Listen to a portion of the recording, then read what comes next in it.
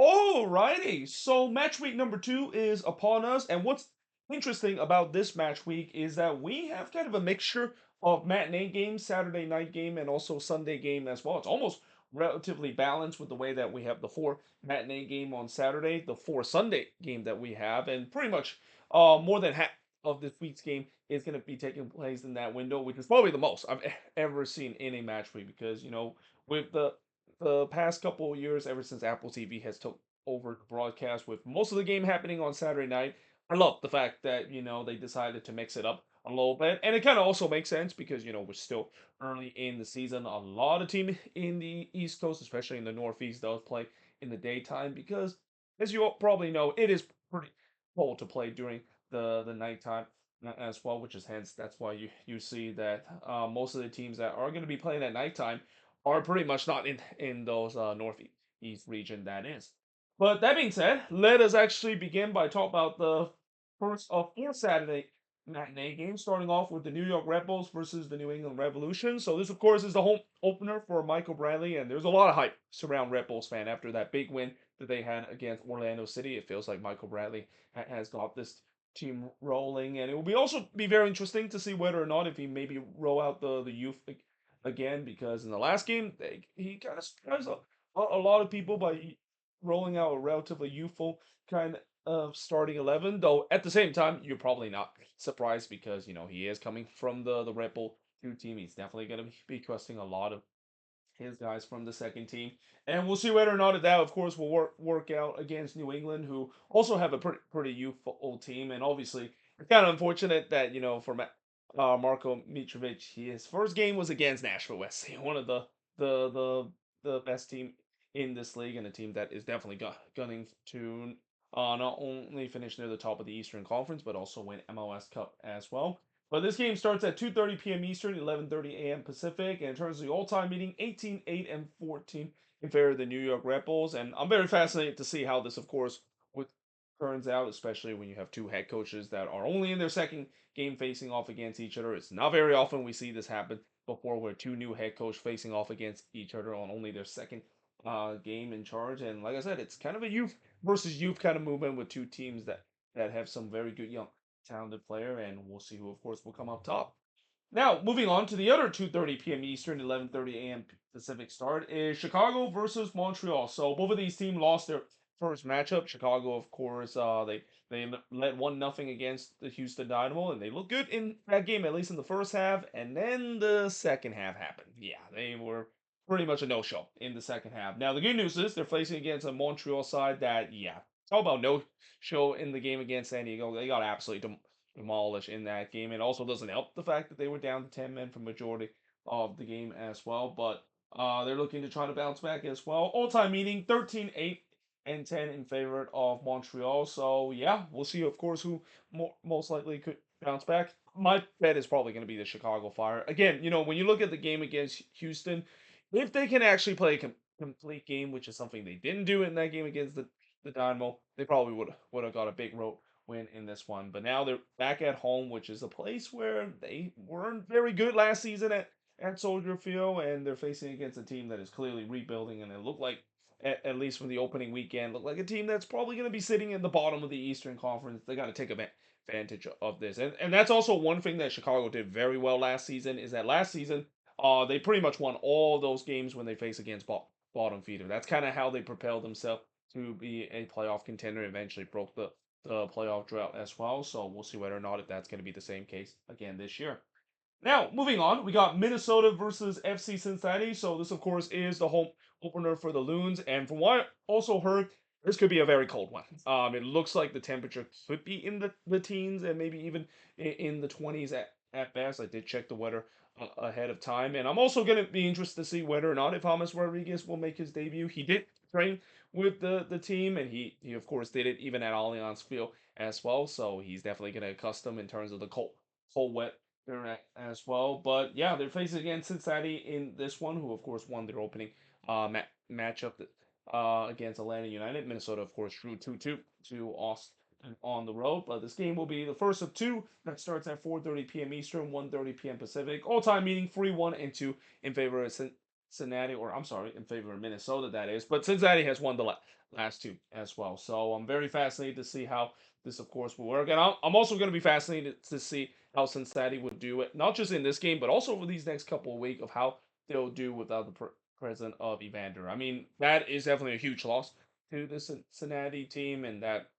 that we'll see whether or not if they will have a decent replacement for him at the time being. And for Minnesota, in the game against Austin, I wouldn't say it was a great performance by any means necessary, but it was a good enough performance that I think they deserve at least a point at that game. And at least from what we saw with Cam Nolan's in such the new style of play, I really enjoy the new style of play that the Loons, of course, has had. All they need to do is clean up a little bit on the defensive end, and that would be golden. And we'll see whether or not they can do so, because again, they're in the midst of a very tough schedule. They probably have the toughest schedule out of anybody to begin the season. And I talk about Austin being a tough road game. It's just going to get tougher for them now playing Cincinnati, and I think Nashville is going to be following suit after that relatively soon.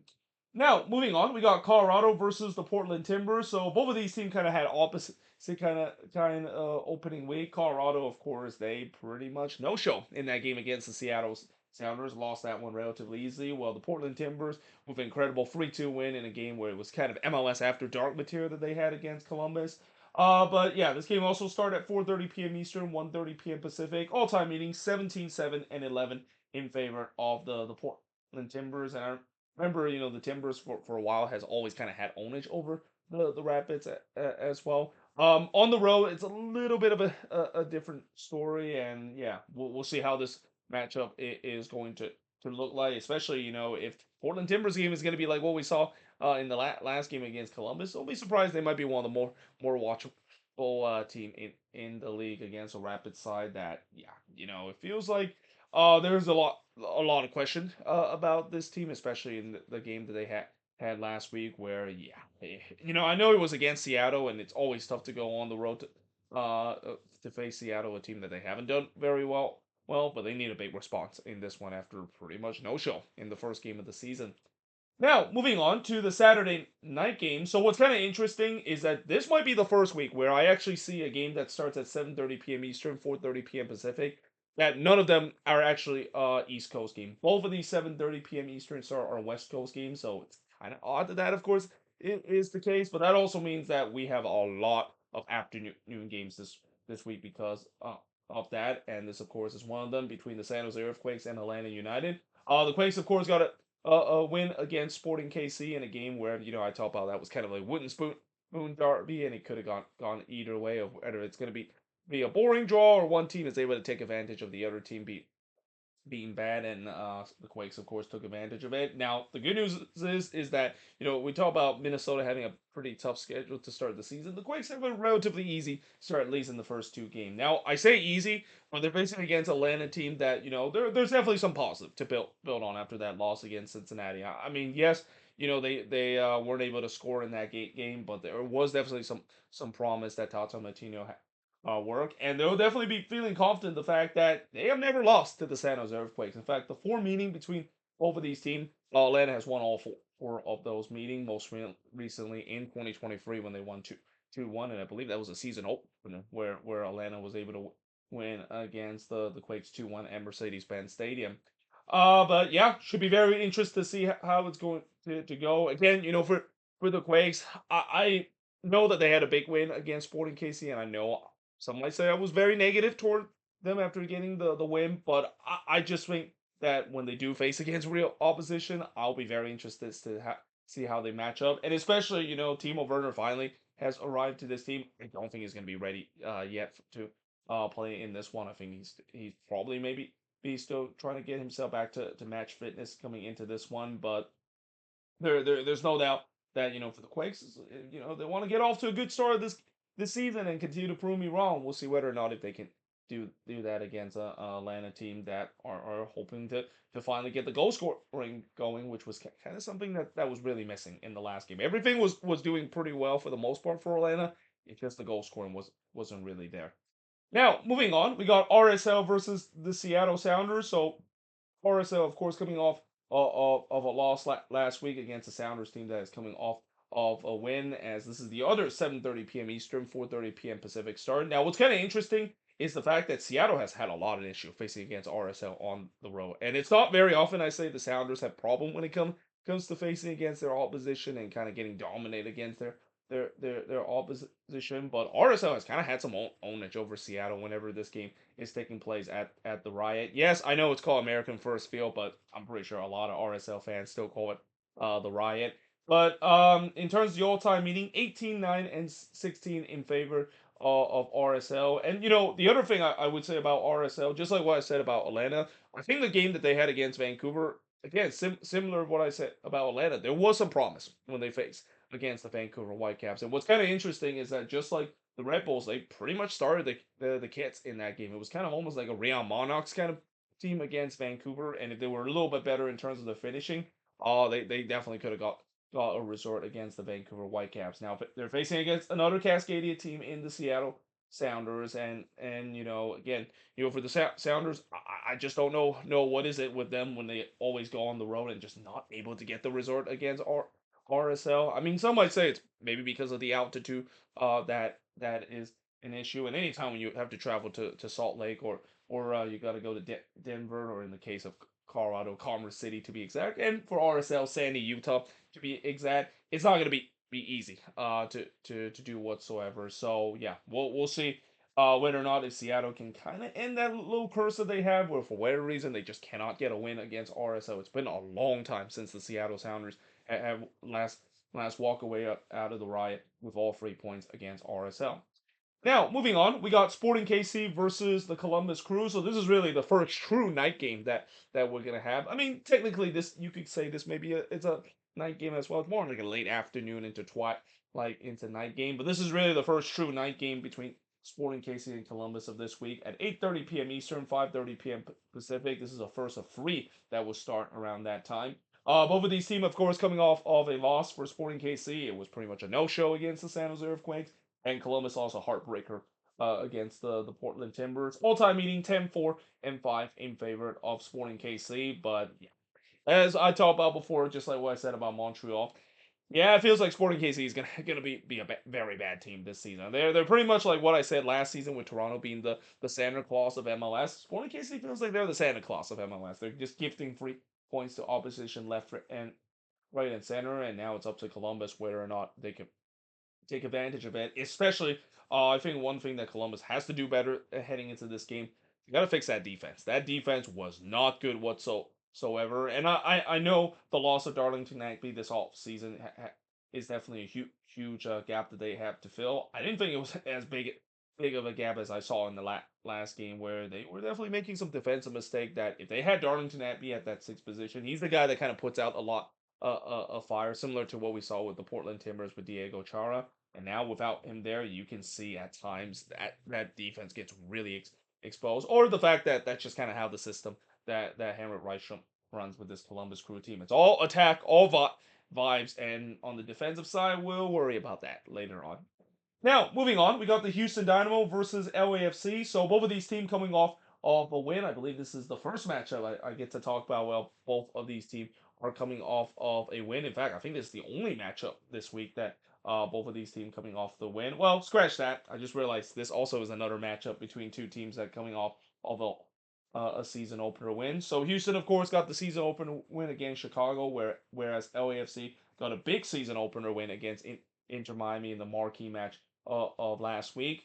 But yeah, 8:30 p.m. Eastern, 5:30 p.m. Pacific. All-time meeting 7-6 and 5 in favor of LAFC. Keep in mind, LAFC, of course, did play in the middle of the week in the CONCACAF Champions Cup. They did start their starter in the beginning, but eventually they kind of rest most of their guys. And this is the thing coming into this week, because we've seen some of these teams that have kind of mostly rest their starters heading into this weekend. I don't think it's going to be a big issue when it comes to fatigue. Well, except maybe Vancouver and the Galaxy, because both of those teams did kind of play their starters in the middle of the week, and they had to, because they had to really work in the second leg to move on into the next round, whereas LAFC had that very comfortable 6-1 aggregate lead over Real España.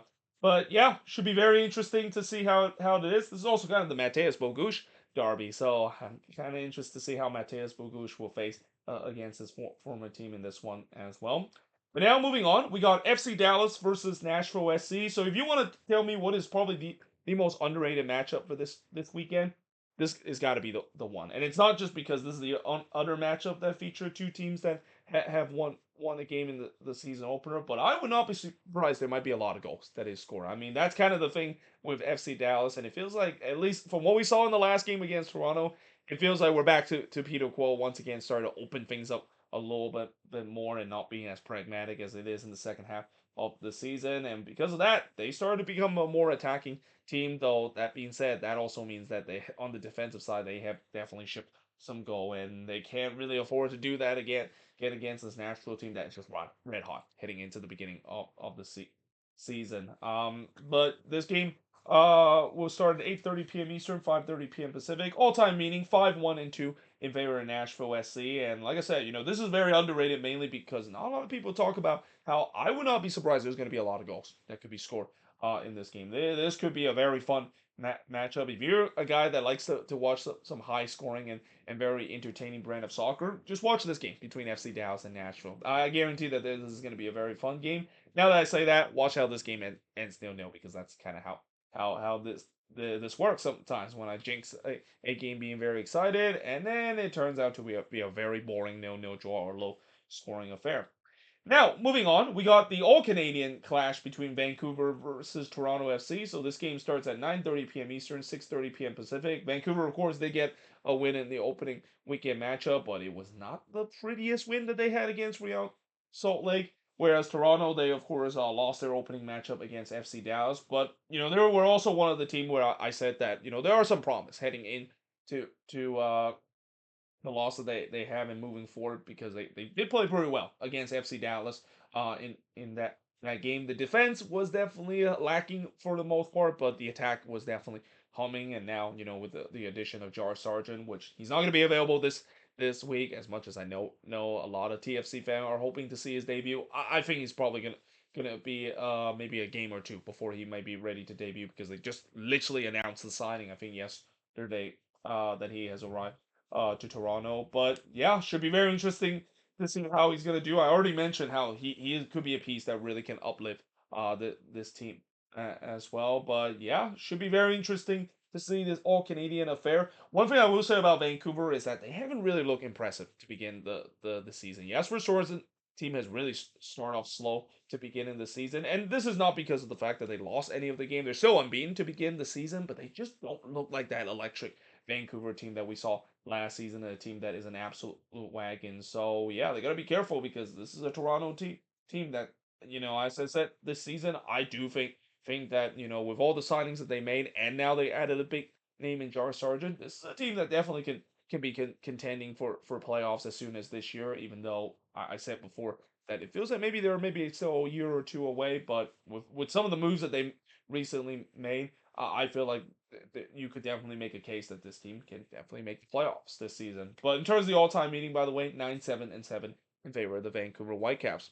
And last but not least, final game of the Saturday night action is the LA Galaxy versus Charlotte FC. So this is the only 10:30 p.m. Eastern, 7:30 p.m. Pacific start. The Galaxy, they drew in their opening game against NYCFC 1-1. In fact, both of these teams drew 1-1 on their opening weekend matchup.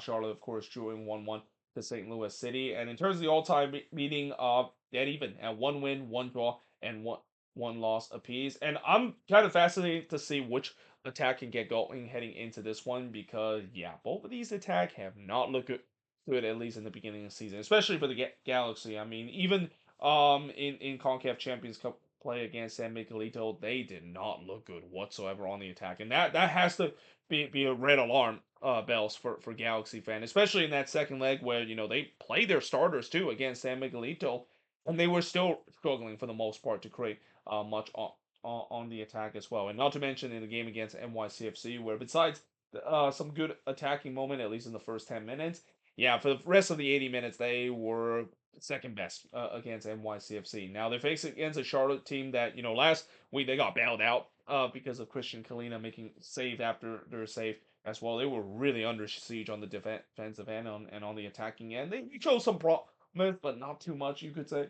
say that it's considered to be spectacular. So overall, wouldn't be surprised this might be a low scoring affair as well, as both of these attack hasn't done so well. But then you say that, but on the defensive side, neither of these defense has also light up as well. So should be very fascinating to see how this final game is going to look like. Now we get to the Sunday game, and the first Sunday game of a quadruple header that we have begin with Austin versus DC United. So this game starts at 2:30 p.m. Eastern, 11:30 a.m. Pacific. All time meeting. Austin have won all their meeting against DC United. Something tells me that could maybe continue heading into this one. Although DC definitely shocked a lot of people in the opening weekend. They pull off a big win against a team that pretty much has kind of been their owner, at least in the last couple matchup against the Philadelphia Union, and they're kind of proving a lot of people wrong. The fact that, yeah, a lot of people predicted this team to finish near the bottom. I was one of those teams. Maybe that might not be the case whatsoever. Maybe they're a team that you shouldn't be underestimated heading into this season. Now for Austin, obviously they would definitely love to bounce back after dropping 2 points against Minnesota. They'll be very frustrating that they gave up that late goal and were literally on their way of getting 3 points at home, and we'll see whether or not they can do so, especially against a team that, like I said, they've never lost. This team, the three meetings that Austin and DC have played, all three of them has been in favor of Los Verdes. Now, moving on, we got the Philadelphia Union versus NYCFC. So this is another matchup that is very marquee as well, because both of these teams have faced against each other a lot in the playoffs, especially in big playoff game. We've seen it a couple of times in the Eastern Conference Final. We saw last year in the second round as well, and so far NYCFC kind of have the better over the Union, at least in most of those playoff games. Now in the regular season, it's been pretty even. All-time meeting is 13-2-12 in favor of NYCFC. The Union, of course, coming off of that opening week loss against DC United, whereas NYCFC they had that 1-1 draw against the Galaxy, where their attack wasn't really looking that good. And speaking of the attack, I also wouldn't be surprised this might be a low scoring game. I mean, with the way that both of these defense has been really good to begin the season, as you kind of expected. And the attack, I know the Union, of course, put 7 past defense for us, but let's be honest, that was always going to happen when you face against a Caribbean team. They really struggle in the game against DC United, and I wonder whether that might have something to do with the travel that they had coming back from Trinidad and Tobago, and maybe they'll be a little bit better knowing that they didn't have to travel in the middle of the week, and they didn't really play a lot of their starters in the middle of the week against Defense Force as well. But yeah, it'll be very interesting to see how they will do against this NYCFC team. That for NYCFC, I'll say the same thing that they have problem as the Galaxy had. The attack is definitely not there, and that lack of nine that this team haven't really quite addressed is pretty much a huge liability right now in terms of how their attacking flow has gone. Now, moving on into the next match. So this is the marquee matchup of this week. This is the one that a lot of people is talk about. I feel like every single week when we talk about Inter Miami games, they always tend to involve the biggest matchup of the week. But yeah, it is the Florida Derby between Orlando and Inter Miami. Both of these teams, of course, are looking for their first win of the season after Orlando. Yeah, let's just say that was not a great game that they had against the Red Bulls. I mean, maybe besides the beginning of the second half where they show some life, yeah, that's got to be a huge red flag in terms of them losing to a Red Bulls team that was pretty much playing kits in that game. Now, it also doesn't help the fact that they're facing against Inter Miami, who's probably very angry after they lost to LAFC. But you got to also remember, this is kind of also a little bit of a tired Inter Miami team as well, because for whatever reason, they decided to play a preseason midweek friendly in Puerto Rico as well. I mean, again, it just kind of doesn't make sense that they decided to do that. And Messi did play in that game as well. I mean, we had to play in that one. That was kind of almost like given the fact that this is kind of the part of the Inter Miami traveling circus. They're gonna travel around the country and also traveling around the world to showcase their talent, but it does definitely comes with a big price with the way that it's just weird the fact that they decided to do that, and it might be maybe kind of costly with the way that they might be a little bit tired coming into this game against an Orlando City side that for Orlando City, I know the last game was very bad, But if they can't get up for this game, the Florida Derby, a game where it's hard to believe, but when you look at the all-time meeting, 7-6-6 in favor of Orlando City. Orlando City have never lost to Inter Miami when the game is playing in Orlando. So that's kind of hard to believe, but at the same time, Orlando has never played against Miami in Orlando when Messi play. This most likely is going to be the first time that Messi will play against Orlando City down in Orlando, and I'm pretty sure he's going to get a huge reception for the Orlando faithful. That is when he stepped on to the pitch. Not quite sure you get my sarcasm in terms of there as well, but yeah, should be very fascinating to see how this game is going to be. And again, I think there are definitely pressure coming into this game. I know it is an early season game, and anytime when there's a rivalry game like this, you obviously want to win. But I also think that there is definitely even added pressure the fact that neither of these teams want to start the season 0-2. For Orlando City, if they start the season 0-2 and they look flat in this game as well, there has to be huge red flags about this team. And I know some might say I might overreact with the way that it's only 2 games into the season. It's a long season, but remember, this is what I said about Orlando City in the beginning of the season, where if they get off to a slow start, this feels like it's a continuation of what we saw last year when they had the collapse. And you gotta say, Oscar Pereira might be playing for his job at least in these next couple of games as well. And for Inter Miami, you to start 0-2 to begin the season, and a team that has a lot of aspiration of winning everything, and especially knowing that they're in for a big game in relatively quick succession when they face against Nashville SC in the round of 16 of the CONCACAF Champions Cup. They cannot afford to start off slow and build no momentum against a Nashville side that not only is red hot right now, but is a team that definitely wants some revenge after what happened last year, and really for the last couple of matchup when Miami seems like they have kind of owned Nashville in terms of the head-to-head matchup in the CONCACAF Champions Cup. But last but not least, we got San Diego versus St. Louis City. So this matchup is kind of interesting because I went to this matchup last year. In fact, this is actually the 1 year anniversary of the matchup that we saw last year. It's kind of weird to see the fact that we get the same matchup in the same place at the exact same date as well. I don't think I've ever seen that happen before. But yeah, hopefully this time it's not a 0-0 draw, because when I went to the game last year, seeing San Diego play their first ever home game, yeah, it was very underwhelming. It was a relatively boring kind of game where not much really happened. This one maybe will provide a little bit more spark in this one, especially with the way that we know San Diego looked really good in the game against Montreal, but St. Louis, even in the 1-1 draw that they had against Charlotte, they look really good, at least on the attacking end. It's just about the finishing product that they need to be better, and that's going to be something that they'll have to face against the likes of San Diego as well. But in terms of the all-time meeting, 1-1-0 in favor